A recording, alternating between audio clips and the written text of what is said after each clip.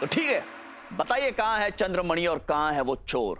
ए बंधु! अब क्या करेगा तू रामा? कुछ तो करूंगा बंधु, और जो करूंगा वो ना तो कभी पहले किसी ने किया ना किसी ने देखा। नहीं जानता जो करने जा रहा हूं उसमें मैं सफल होऊंगा भी या नहीं, परंतु और कोई विकल्प नहीं है मेरे पास। अब तो माँ का ही सहारा है, सब कुछ वही संभालेंगी। महाराज, मैं सबसे पहले हमारे 5 अतिथि गायकों को इस सभा में आमंत्रित करना चाहूंगा और उनसे केवल एक प्रश्न पूछना चाहूंगा। अतिथियों को प्रस्तुत किया जाए।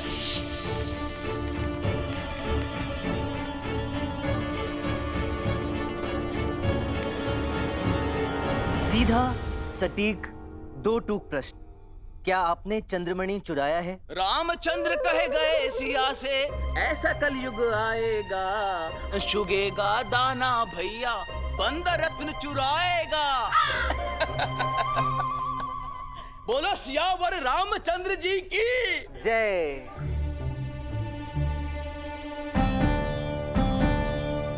अयो माधव केशवा, अम चोर नहीं जी।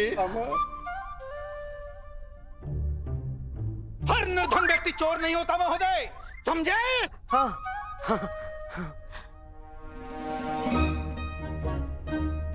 हम और चोर?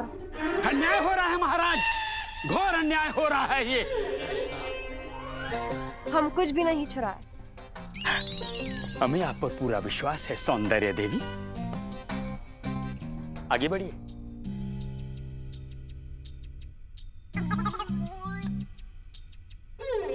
अरे शांत हो जाइए, शांत हो जाइए रूपा देवी जी। मैं समझ गया आप क्या कहना चाह रही है। हाँ, आप यही कहना चाह रही है ना कि आपने चंद्रमणि नहीं चुराया। चुराया है? हाँ, नहीं चुराया, नहीं चुराया, नहीं चुराया। मैंने मान लिया कि आप चोर नहीं हैं। नारायण, ये सब हो क्या रहा है? क्या हो रहा है ये? प्रमाणित क्या करना चाहते हैं ये सब चोर लेकर के? और कितना लज्जित करेंगे बेचारे इन अतिथियों को। पंडित रामकृष्ण, ये कैसी तर्कहीन व्याख्या है आपकी?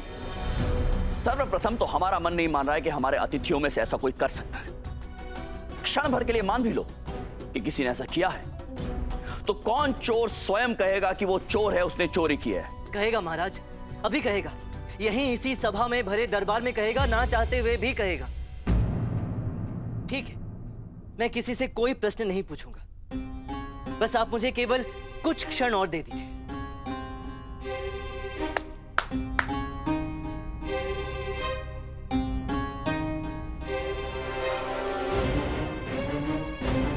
ये पोटलियां यहाँ उपस्थित सभी लोगों में बांट दीजिए। सभी को एक एक पोटली मिलनी चाहिए, सभी को, अर्थात सभी को, कोई भी छूटना नहीं चाहिए। लाइए, एक पोटली मुझे दीजिए, आरंभ मैं ही किए देता हूं।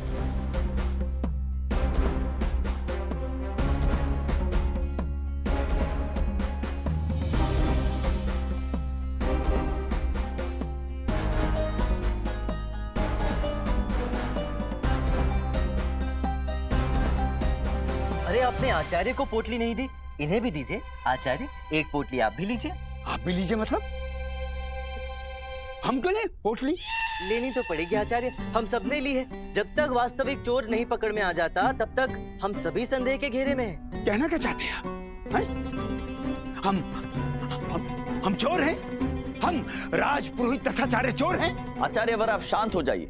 सर्वप्रथम आप व्यर्थ में ही आंदोलित हो रहे हैं। हम जानते हैं कि आप चोर नहीं हैं, आप चोर हो भी नहीं सकते हैं। तो फिर पंडित रामकृष्ण की इतनी छोटी सी बात मान लेने में क्या बुराई है? और फिर यदि हम आपका आदर करते हैं तो यहां पर उपस्थित सभी सभापतियों का भी तो आदर करते हैं। उन सभी ने पोटलियां ले ली हैं, उन्हें कोई आपत्ति नहीं। तो हमारे विचार से आपको भी पोटली ले लेनी चाहिए। परंतु महाराज, एक क्षण आचार्य, एक काम कीजिए, आप एक पोटली हमें दीजिए और एक एक पोटली हमारी महारानियों को भी दे दीजिए। लाइए।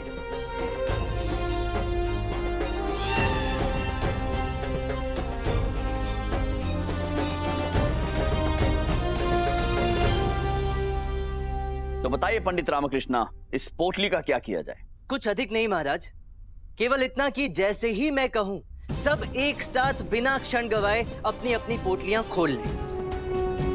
बस केवल इतना ही? केवल इतना ही महाराज, परंतु उससे पहले मैं आपको किसी से मिलवाना चाहता हूं।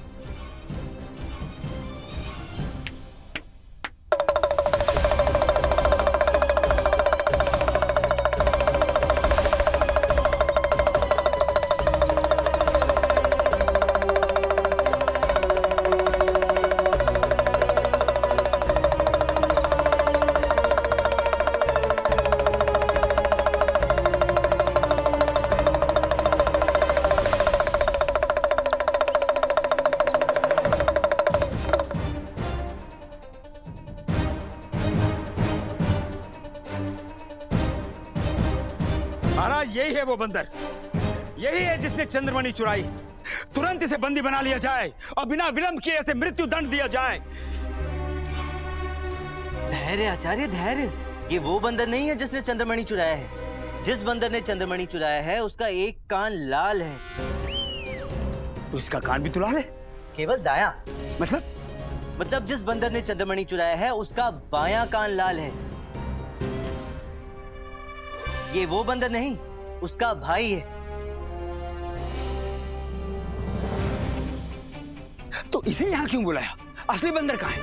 अभी प्रस्तुत हुआ आचार्य।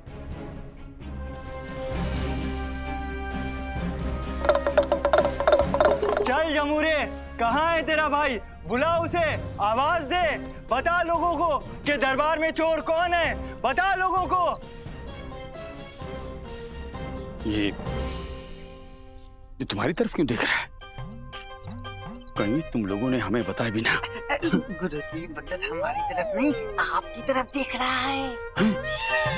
भगवान की लीला अपरंपार है। एक बंदर के हाथों आपका अंत लिखा है गुरुजी। सौभाग्यशाली हैं आप।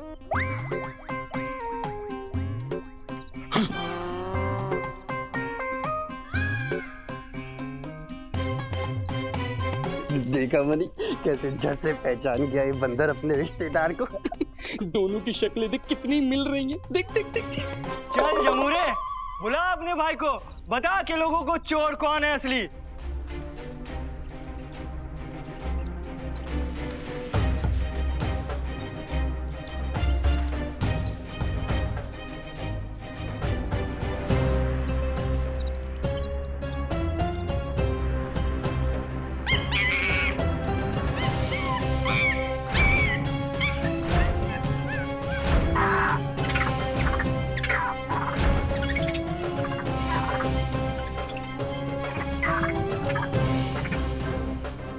सभी इसी क्षण अपनी अपनी पोटलियां खोलें।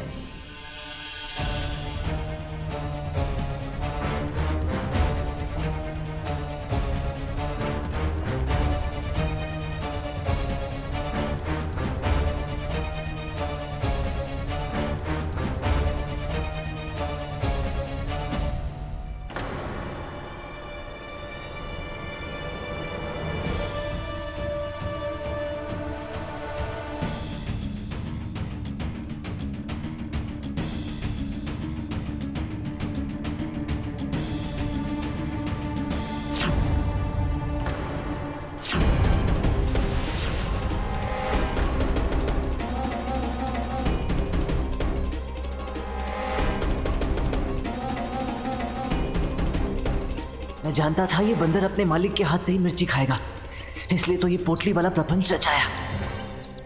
यही है वो वास्तविक अपराधी महाराज, चंद्रमणि का असली चोर, जिसने पूरे योजनाबद्ध तरीके से इस चोरी को अपने लक्ष्य तक पहुंचाया।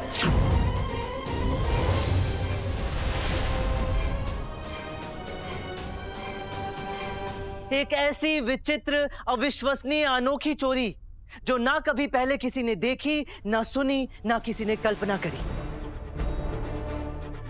एक दुर्लभ और प्रशिक्षित बंदर को खरीदा, उससे चंद्रमणि चोरी करवाया और स्वयं हमारे बीच निर्दोष अबोध बनकर विचरता रहा।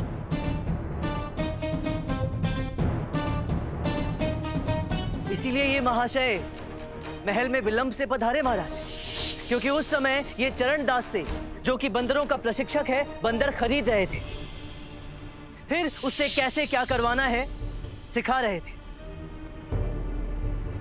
महाराज, जिस दिन चोरी हुई उस दिन मैं रूपा देवी जी से मिला था। मैंने उनसे पूछा कि उन्होंने अपना गीत इतने ऊंचे सुर में क्यों गाया। उन्होंने जो उत्तर दिया वो इन महाशय को संदेह के घेरे में लाने के लिए काफी था महाराज। जी, वो सोमनाथ जी ने हमें प्रेरित किया था अपनी कला दिखाने के लिए, और जोर देकर यह भी कहा था कि हमारे ऊंचे के स्वर बहुत ही अच्छे हैं। अगर हम अपने ऊंचे स्वर में गाना गाएंगे तो ये प्रतियोगिता हम ही जीतेंगे। सोमनाथ ये अच्छे तरह से जानते थे कि चंद्रमणि ब्रह्म कमल नाम के एक ऐसे पुष्प में बंद है जो या तो अपनी इच्छा से खिलता है या फिर सुरों की शक्ति ही उसे खिला सकती है। ये भी अच्छी तरह से जानते थे कि यहाँ आमंत्रित सभी अतिथि कलाकारों में से केवल और केवल रूपा देवी ही ऐसी प्रतिभा संपन्न कलाकार हैं जो अपने गायन से ब्रह्म कमल को खिला सकती है। इसीलिए इन्होंने सबसे पहले रूपा देवी को ही इस योजना का मोहरा बनाया। इन्होंने ना केवल इन्हें ऊंचे सुर में गाने के लिए मनाया, बल्कि अपना गीत आरंभ करने से पहले इस महल का प्रकाश मध्यम करने की भी सलाह दी। जी महाराज, ऊंचे सुर में इसलिए ताकि ब्रह्म कमल खिल सके, और मध्यम प्रकाश इसलिए ताकि इनके प्रशिक्षित बंदर को इनका संकेत मिल सके चंद्रमणि चुराने के लिए। यही संकेत था उस बंदर के लिए कि जैसे ही प्रकाश मध्यम हो वो इस सभा में आ जाए, और जैसे ही रूपा देवी अपना गीत संपन्न करे वो चंद्रमणि चुराकर भाग जाए। संदेह तो बहुत पहले ही हो चुका था मुझे इन पर महाराज, परंतु कोई प्रमाण नहीं था, और प्रमाण भी ऐसा चाहिए था जो ये महाशय झुठला ना सके। आखिर हमारे माननीय अतिथिगण ठहरे, इनके मान सम्मान का भी ध्यान रखना था। इसीलिए इनके इस प्रशिक्षित बंदर को ढूंढना अति आवश्यक था, अन्यथा इनकी सच्चाई कैसे खुलती।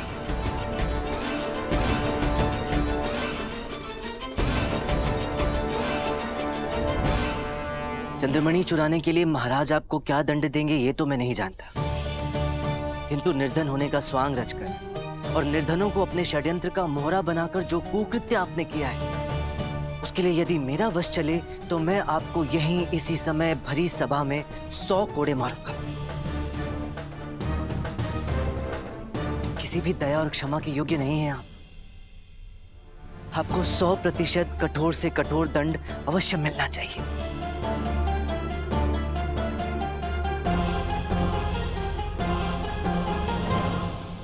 क्षमा पंडित जी, क्षमा महाराज, मुझसे बहुत बड़ी भूल हो गई। पंडित रामकृष्ण सही कह रहे हैं महाराज। मैं स्वीकार करता हूं कि मैं ही वो चोर हूं जिसने बंदर के द्वारा चंद्रमणि चुराया। यही अवसर है चंद्रमणि हासिल करके पूरे संसार के सबसे धनवान व्यक्ति बन जाने का। और सबसे कमाल की बात तो ये है कि ये कोई नहीं जान पाएगा कि काम तुम्हारा है। तुम पे संदेह कौन करेगा?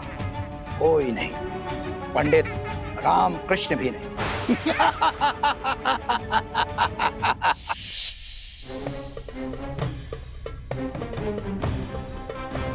जिस दिन चंद्रमणि चोरी हुआ महाराज, उसी रात को बंदर मेरे कक्ष में आया और वो चंद्रमणि मुझे सौंप गया।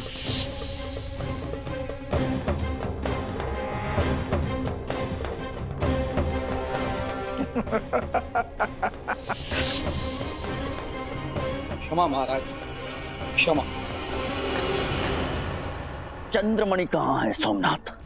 महाराज वो मेरे कक्ष में सुरक्षित है। ले जाओ इसे हमारे सामने से। इससे चंद्रमणि बरामद करो।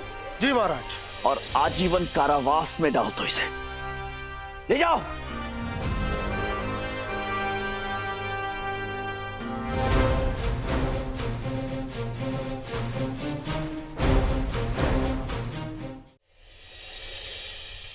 क्षमा प्रार्थी हूँ रूपा देवी जी। जाने अनजाने आपको वास्तविक अपराधी समझकर बड़ा अन्याय किया मैंने आपके साथ। क्या करता, परिस्थितियां ही कुछ ऐसी थी। आशा है आपने मुझे क्षमा कर दिया होगा। बस महाराज, यही थी पूरी कहानी पंडित रामकृष्ण की जुबानी। चंद्रमणि और चंद्रमणि का चोर दोनों आपके सामने है। विलंब हुआ उसके लिए क्षमा चाहता हूं। विलंब तो आप करते हैं पंडित रामकृष्ण, किंतु उसका परिणाम प्रत्येक बार अद्भुत होता है। तो आज हम आपको आपके सारे विलंबों के लिए एक साथ क्षमा किए देते हैं, क्योंकि आप तो आप है। आगे भी विलंब होंगे ना पंडित? और पंडित रामकृष्णा, आपने केवल इस चंद्रमणि की रक्षा नहीं, बल्कि तुलवा वंश के स्वाभिमान की रक्षा की है, हमारे संकल्प की रक्षा की है। आज देने को तो आज हम आपको कुछ भी दे सकते हैं, किंतु आज आपने जो हमारे लिए किया है वो किसी भी भेंट उपहार से कहीं ज्यादा मूल्यवान है। इसलिए आज हम आपको आज की सबसे बड़ी भेंट देते हैं।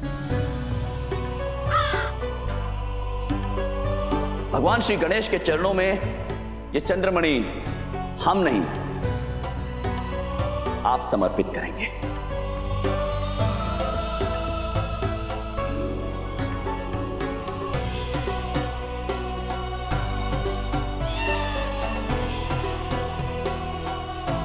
ये अधिकार हम आपको देते हैं पंडित रामकृष्ण।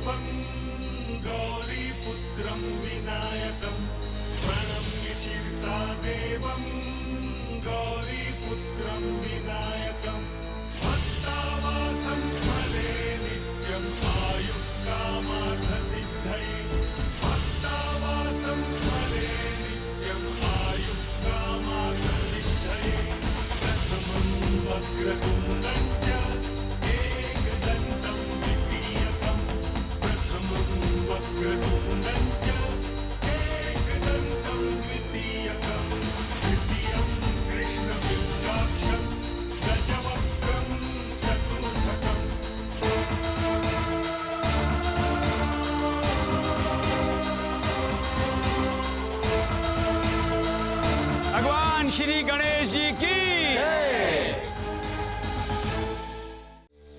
ओम नमः शिवाय। ओम नमः शिवाय।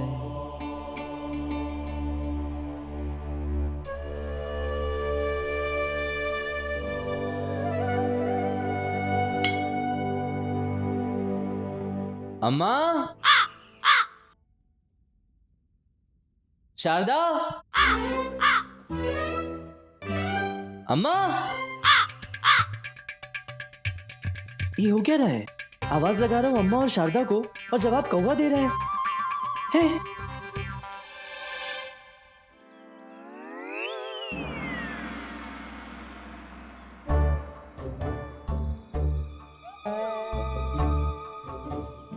कह रही है शांत हो जाइए।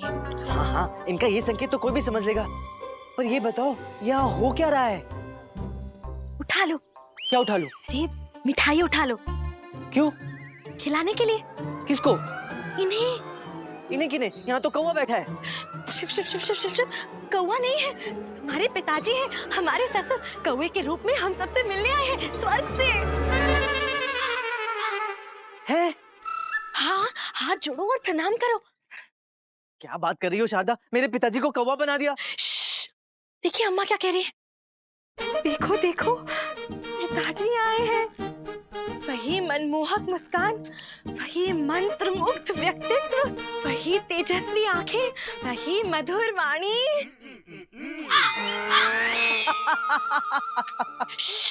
चुप हो जाओ, नहीं तो ससुर जी उड़ जाएंगे। अरे पिताजी क्यों उड़ जाएंगे? ऐसा बोलो एक कौवा उड़ जाएगा। पिताजी के प्राण पखेरु तो कब के उड़ चुके हैं, अब कहाँ रहे वो? अरे देख क्या लाया लामा, आशीर्वाद ले पिता दीता। अरे मूर्ख, इतना खाना इतना मिष्टान यदि एक जगह पे रखोगे तो एक कौवा क्या, नगर के सारे कौवे यहाँ एकत्रित हो जाएंगे। और यदि उनमें से कोई मेरे पिताजी हुए तो तब तो इनका परिश्रम व्यर्थ हो गया ना, इतना सारा खाना एक अपरिचित अनजान कौवे को खिलाकर। क्षमा कर दो स्वामी, ये नादान है, कुछ भी बोलता रहता है। आपके आशीर्वाद से इसके तो भाग्य ही खुल गए हैं। दरबार में उच्च पद प्राप्त हुआ है। महाराज का विश्वास पात्र बन गया है। आज जो कुछ भी है केवल और केवल आप ही के कारण है। अरे अरे, विश्वास नहीं हो रहा कि ये निकम्मा आलसी ये सब कर सकता है। हम नहीं कह रहे, अम्मा कह रही है कि ये पिताजी कह रहे हैं। देख क्या लाए लामा, आशीर्वाद ले पिताजी का। हट हट हट। उठा लो। क्या उठा लूं? अरे इनसे कह रहे हैं, इनकी पसंद के लड्डू बनाए हैं, उठा लो और खा लो। चख के बताइए कैसे बने हैं।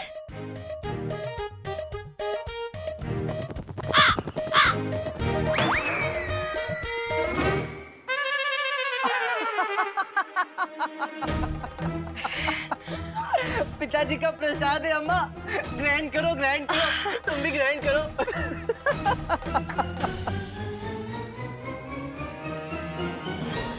वैसे तो कहते हैं कि ये शुभ संकेत है, पर देखते हैं मेरे लिए क्या संकेत लेकर आया है ये।